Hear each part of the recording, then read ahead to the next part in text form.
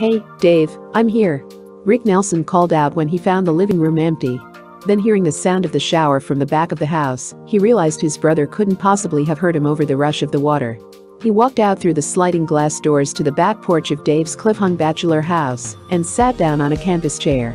It was Saturday, the end of another exciting but hectic week of work on the family TV show and on his own private singing career. He had 2 whole days free, and it felt good just sitting there, quietly, while below him the valley sprawled endlessly in all directions and a steady stream of cars inched along the Hollywood freeway. He looked fondly at his own bronze sedan parked in front. It's so easy to talk to Dave, Rick thought to himself as he sat on the porch lapping up the last rays of the rapidly setting sun. When they were growing up, the 3.5-year difference in their ages had often been a barrier. Rick could remember the days when he was 9 and Dave 13, when he was still in grammar school and just a kid in the eyes of an older brother who was part of the high school set. They always had their work in common and the closeness of a solid family unit, but other than that they'd lived in 2 separate worlds. But now, it was different. They were both adults, he had his singing, and Dave had his movie career. They double-dated frequently, talked together often about things that mattered a lot, as well as about little insignificant things that were only momentary problems. It was a satisfying feeling, each had the other one to talk to openly, honestly, without shyness, embarrassment or strain. Rick was so relaxed just sitting and thinking that he didn't even hear Dave's footsteps until his brother was out on the porch beside him. "Hi, Rick," Dave said. "I didn't hear you come in. I thought you said you wouldn't be over till 6. "I did. I was going for a gallop on Tink this afternoon, but the trails were so crowded I thought I might as well come over early." "Hey, Dave, I knew you invited me up for dinner, but I'm hungry now. Let's eat early." "That's right, I did mention dinner," Dave said. It all came back to him now, including the fact that he'd forgotten to stop and get some food. "Gee, Rick," he continued, trying to get out of the immediate problem, "I can't get over you, you're always hungry these days. Used to be Mom had to tell you stories to get you to eat anything at all. I might have known you'd wait until I had a place of my own before you suddenly developed an appetite like a vulture. If I concede that I eat a lot, can we skip the chatter and raid the icebox?" asked Rick, getting up from the porch and heading for the kitchen.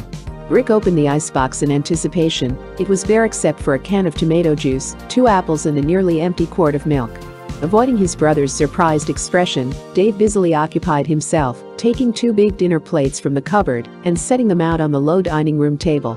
Then he went back into the kitchen, reached up onto the grocery shelves, and found a can of beans. Going to the icebox, he took the milk, juice and apples and spread them out on the center of the table. Then with a flourish, as if he were serving pheasant under glass, he said, "Okay, Rick, dig in. You can have your choice of beverages and we'll split the beans."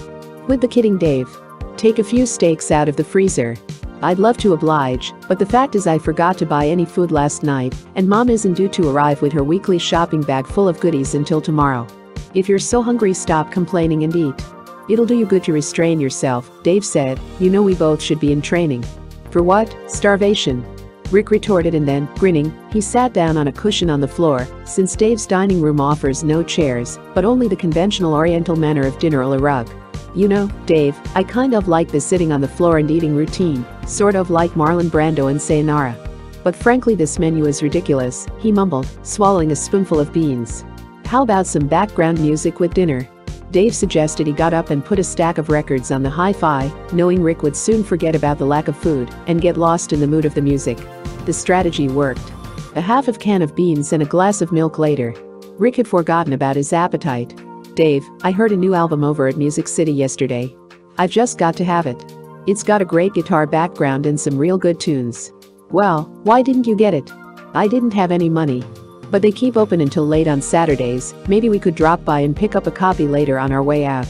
That is, if you loan me $4.98 plus tax." "What did you do with the $10 I saw Pop give you the other day?" "I suppose you've been splurging again."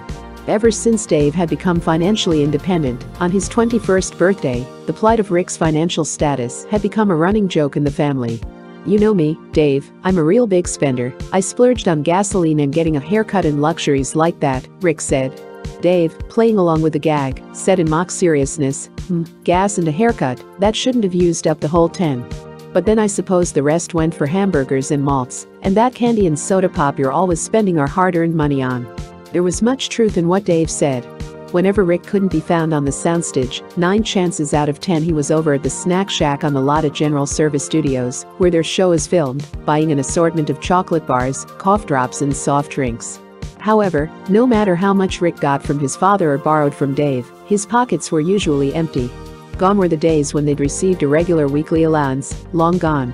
Since they both had been earning a healthy salary every week for years, the time had finally come when their folks had just said that whenever they needed money they could ask for it.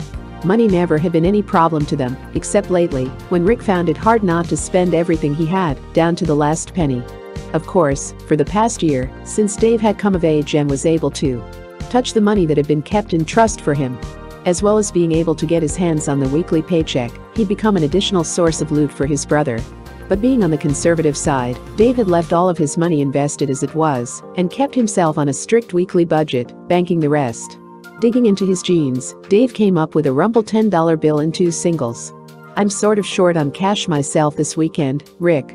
But to show you the generosity of my nature, I'll give you half.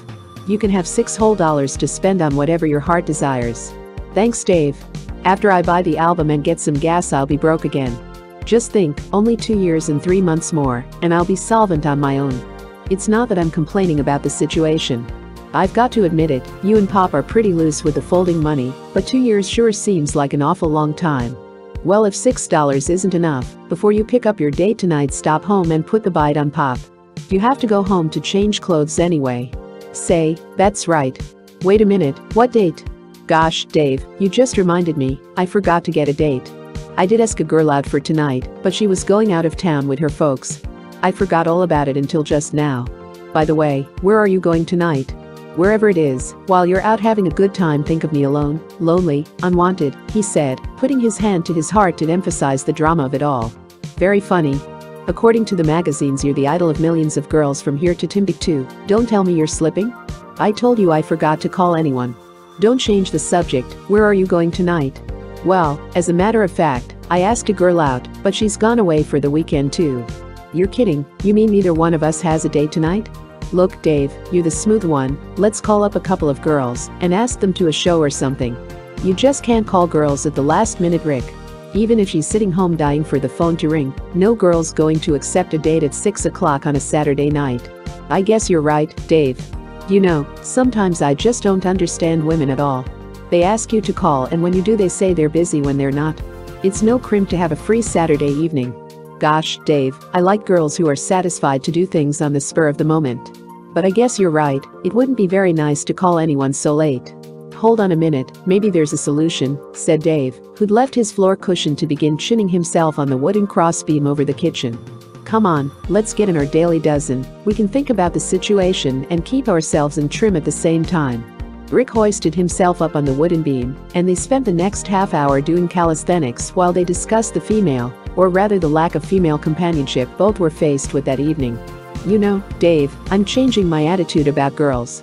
I used to go for the shy ones that stood on ceremony and played hard to get, but now sometimes I think it would be refreshing to have a girl act a little eager. That's because you don't understand the psychology. Girls think they have to act very popular or else no other guy will be interested in them. I think they're right in a way. Anyway, I still go for the reserved type. They're much more of a challenge. I guess you're right, Rick said, puffing a little as he completed his 25th attempt at chinning himself. 26, 27, hey Dave, am I seeing things or is that thing hanging at an angle? Rick asked, pointing to a Japanese silk screen on the wall behind the couch. From girls to angles, I see the connection. You're right, Rick, it is crooked. Didn't I tell you that when I moved in and started hanging up the pictures, I discovered the whole house tilts? It's almost impossible to hang anything straight. If I do it keeps falling off the wall, usually when I'm standing or sitting right underneath it. Having a place of your own creates problems now and then. Living alone is the greatest, but it does have its complications. I know, Dave, but you've got it made. You're only 3 minutes away from our house, close enough to home-cooked meals, and convenient for raiding Pop's wardrobe closet. What else could you want? Not a thing. I'm very satisfied, only I'm just warning you so that you won't think there isn't any responsibility connected with this place. I see what you mean, Rick laughed. Responsibility, like having food in the house when people come over, especially when they're invited for dinner. I understand, Dave. It's not so easy. Score 1 for you. Say, how did we get away from girls so completely? Come on, Rick, let's pull our charm and figure out a way to get some dates tonight. A good idea, Rick agreed, stretching out on the floor with a bunch of pillows propped under him. Incidentally, you'd better stop telling reporters that your ideal girl is blonde and blue-eyed. You're discouraging an awful lot of potential brunettes that way. When did I say that? Oh, I remember, you must have picked up an old magazine. That interview was months ago. A guy's entitled to change his mind. The next time a writer asks me what my ideal type female is, I'll be prepared. As a matter of fact, I've been giving the subject quite a bit of thought. Let's hear the latest Rick Nelson philosophy on women, said Dave, getting up off the floor to turn the records on the flip side. Well, first thing, I've wised up enough to realize it isn't exactly diplomatic to give a detailed physical description of your ideal girl. Like you said, mentioning blondes sure leaves out a lot of brunettes and redeeds, too. Besides, the real truth is I don't think the color of a girl's hair or eyes is so important. At least I've gotten to the point where I know pretty much what I don't like about girls. You mean there are a few things about the opposite sex that you don't like? Dave said in laughing disbelief. Seriously, Dave, I mean I just don't like phoniness in anyone, but I can particularly spot it in girls. And I like a girl who knows how to listen as well as gab. I think a lot of girls feel they have to fill up every minute of time with conversation. They think I'll think they're dull if they don't talk.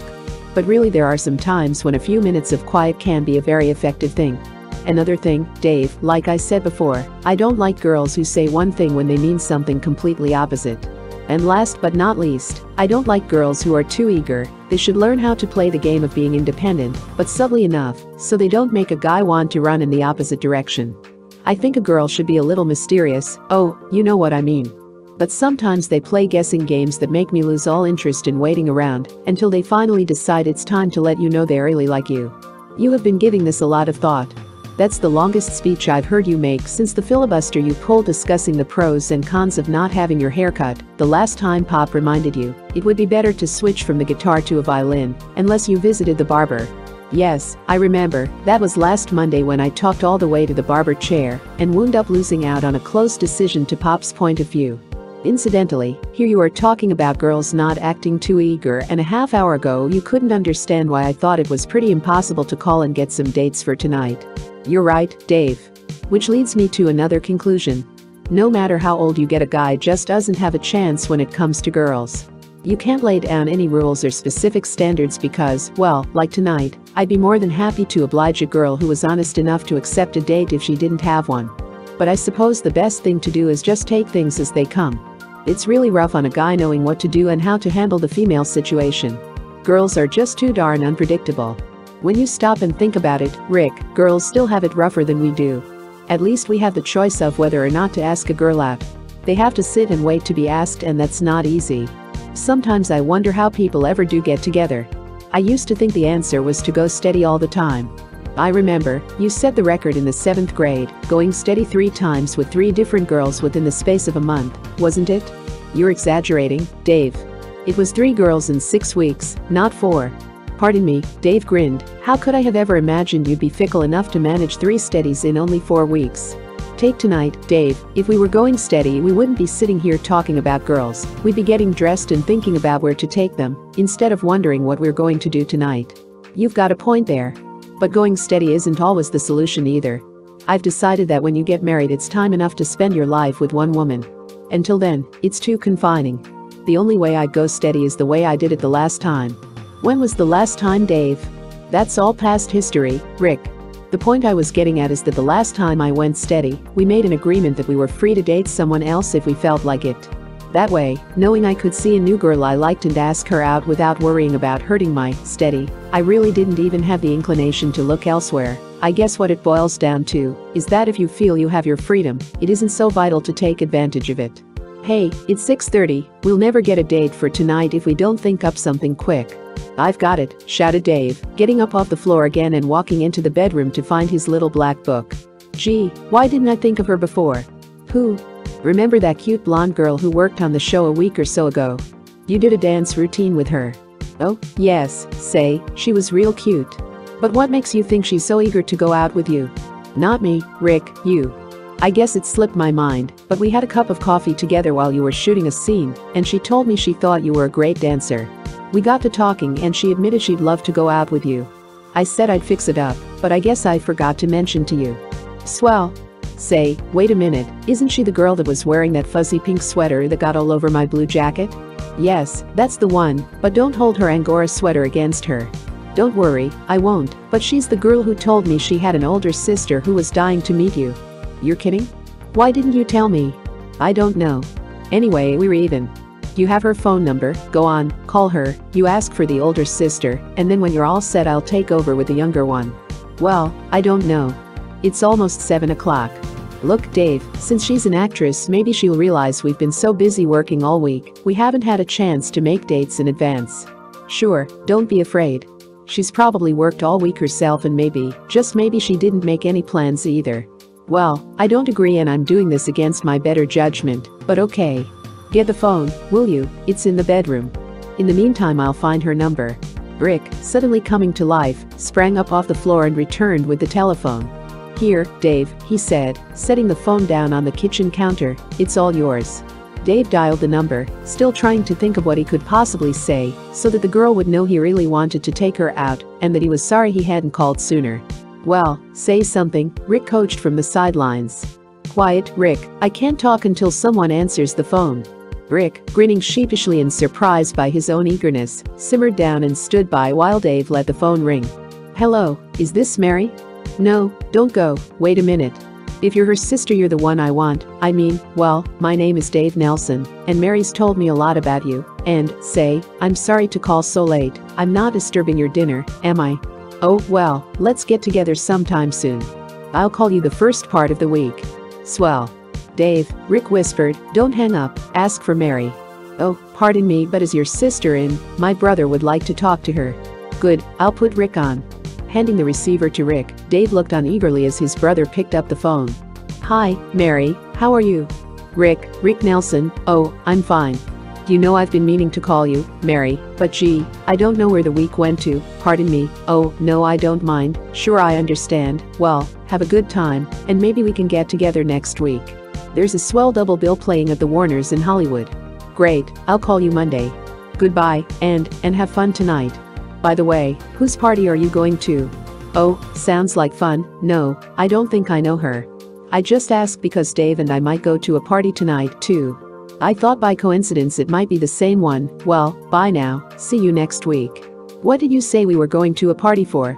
Dave asked as soon as Rick had hung up. I just said we might, and it's possible. Besides, we didn't want them to think we were calling them at the last minute, did we? This way it seemed like we just called to say hello and break the ice for next week, at least I think it sounded that way, didn't it? What a diplomat. It's funny, when I asked Mary's sister if I was disturbing her dinner she said no, that she had a dinner date and she was busy getting dressed, but that she loved hearing from me. All I could think of to say was that I'd call next week. Well, there's no harm done. At least we have dates for next week, and I'm sure they're not mad that we called them tonight. I guess you're right, Rick. Well, we tried. Any suggestions? Sure, let's forget about going out tonight, there's a real good old movie on TV, I can't think of the name of it, you know, the one about those guys who take a trip to the moon. Oh, I've seen that one 3 times, besides, I have news for you, my set's on the blink. The only picture you can see tonight is a test pattern. Gee, Dave, I thought you fixed the set.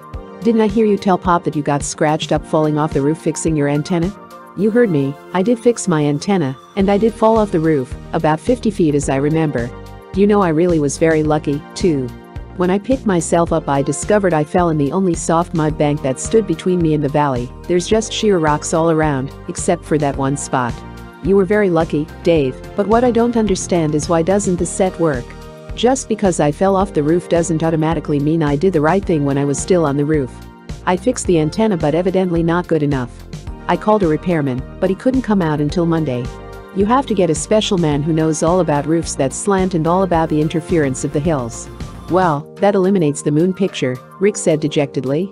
You can always step outside and look up if you're really that anxious to see the moon. Dave said. I know, said Rick, after a brief pause to laugh at his brother's last comment. Brightening up and reaching over for the samurai sword that Dave had mounted on the kitchen wall for decorative purposes, he said. I'll take this and you can put on one of those masks you have hanging in the living room. What do you call them again? You mean the kabuki masks the Japanese wear when they do that ceremonial dance? Right. Now, I've got it, I'll be a samurai warrior, and you can be a ham actor, and I've come backstage to ask you to commit harakiri before I'm forced to use my trusty samurai, then. Next suggestion, said Dave, showing his lack of enthusiasm for his brother's comic brainstorm. Well, how does this sound? Let's drive down to town in my car so you can lend me money to get gas. That's exciting. Wait, I'm not through. Then we can ride over to Music City, and I can use the change from our $10 to get that album I want. Then we can come back here and play records, and we'll have some change left from the 10 after I get the gas in the record. I suppose you have plans for that, too? Dave said, not really caring what they did at that point. Why, naturally, you know I'm very clever when it comes to spending money. We can stop off at the drive-in and get some food. We have enough for a couple of cheeseburgers and malts. You haven't forgotten you did invite me to dinner. Okay, Rick, let's go. By the way, are Mom and Pop home tonight? No, they went to some charity banquet. That's right. Well, then if you're really eager to see that moon picture, we can stop home after we get your gas and record in the food and use the folks' TV set. I'd just as soon come back up here and talk, Dave. Besides, I just remembered I already saw that movie last month when I was on that singing tour. There were all those girls out front and, you know, I thought it would be great to meet one of them and go to a show or something. But I tell you, Dave, it's rough being up on that stage with all those cute girls way out there. They ask for my autograph, but then they shy away because I guess they figure I'm not looking for a date. If they only knew how I spend my nights when I'm on the road, watching old movies on TV. Honestly, Dave, like that girl in Atlantic City I told you about. The one with the ponytail who sat in the front row, the one I sang a song to, hoping she'd get the message. I waited backstage for a while afterwards, thinking maybe she'd come back, but she didn't. Maybe she tried, Rick. I heard they had 20 policemen at the stage door keeping the crowd in order. That's right, they did. I suppose it's the best thing, for them, I mean. You know how it is. I think they're afraid someone will get hurt if they let a big crowd just stand around. But sometimes I think it would be swell if I got to really meet people when I went around the country. I think it would be fun going out with a lot of girls from places outside of Hollywood. Well, maybe next summer when I go out on tour again, I'll think of some way to meet a few of the girls in the audience. That girl in Atlantic City sure was cute, Dave. I wonder if she did try and come backstage. Gee, it wouldn't really be difficult to date a girl from out of town. I could go to her home and meet her folks, and they'd see I was lonely and away from home, and anxious to know a nice girl to take to a show. I guess that is a problem. It's funny, Toe, because every time you go out on the road all the guys think how great it is, you with all those thousands of girls around. I never thought about it too much, Rick, but I can see how it could be hard on you. Maybe next summer I'll go along for a week or so. Between the two of us I'm sure we could manage to find some dates. I could arrange things while you were up there on stage earning money. You've got yourself a deal, Dave. The Nelson boys drove into Hollywood, dateless. By the time they got through talking and listening to records and devouring their cheeseburgers and malts, the hours had flown by. At 1:45, Rick said goodnight to Dave and started off down the hill home. Just before he left he said, you know, Dave, it was fun, tonight, even without dates. Besides now I'll get in early enough to get some sleep. Dave just looked at his brother and answered in 2 words, you're kidding? Unable to believe that his brother Rick would be content with such a placid evening. Of course, I'm kidding, Rick smiled, but it's always polite to let your host think you've had fun. And with those parting words he managed to get out of the doorway before the cushion his brother tossed at him could connect with the top of his head. When Dave was alone he went around the room shutting off the lights. The last thing he did before he got into bed was to write himself a note in red pencil. Call Mary's sister, Monday, for sure. A few miles away, back in his own room, Rick Nelson got out his little black book.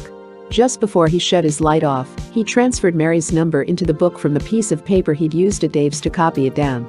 Then, reminding himself to call her on Monday, he got into bed. He and Dave had had a nice evening, he thought to himself.